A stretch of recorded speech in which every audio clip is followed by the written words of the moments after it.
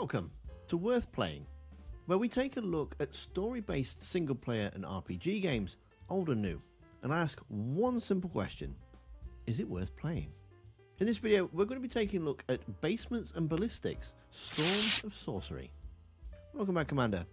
Straight off the bat, I want to be completely transparent with you. I want to say a big thank you to NV Softworks, as they provided the key for this first hour of the game. So, we can take a look at it and see what we think.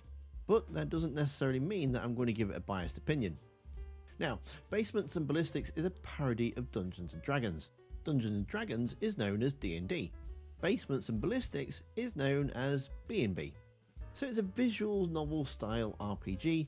Basically means that the game is played as if you were playing a game of Dungeons & Dragons in real life. It's a story-based game.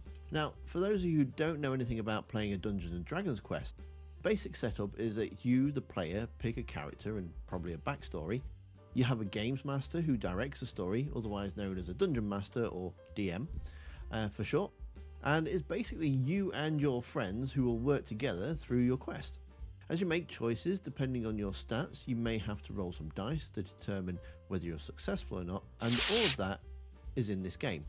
At first, I didn't realise what I was actually playing, and it's like a tabletop game, so there's dialogue that you'll see, and it breaks the fourth wall quite a lot.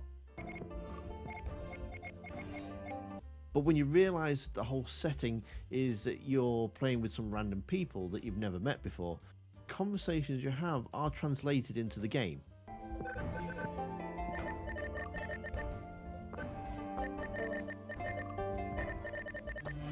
So up here at the top is Spence. He's the DM, and he directs the story. And these characters down here on the left hand side are all the people that are playing. Sometimes they will be talking in character, and sometimes they'll talk as if you're actually sitting next to them at the table. Now, for those of you who are not familiar with a visual novel style of game, basically the choose your own adventure books. You know, the ones that you used to get when you were kids, and you could make decisions in the book and then turn to a certain page and you find out the outcome. It's exactly the same premise. So you do get choice and consequence. And in the game you'll get to choose whether you side with different characters or not. Here at the bottom right you can see that they also have a rivalry and friendship. So you can build up trust amongst your fellow gamers. As for the story, well, party ventures deeper into the unknown, braving the treacherous terrain and encountering foes beyond their wildest imagination. From the cunning goblins who will strike from the shadows to eerie airborne creatures that will swoop down from the sky, and even enigmatic talkative trees that seem to hold ancient secrets. But these challenges are not mere obstacles to overcome. The party must make tough decisions on how to handle these threats. Will they choose diplomacy and attempt to befriend a dangerous beast, unravelling the mysteries that lie beneath their intimidating facade? Or will they take more of a drastic approach, perhaps resorting to arson to create a path through the darkness? As the party navigates through the ever-changing landscape, they are reminded that the timeless joy of tabletop RPGs. The aesthetics and the narrative of the game are woven into the threads of the camaraderie as you work together to shape the outcome of the journey. Despite being a single-player experience, the game echoes the spirit of getting around a table with friends, embarking on an epic quest filled with mystery, adventure, and the unexpected.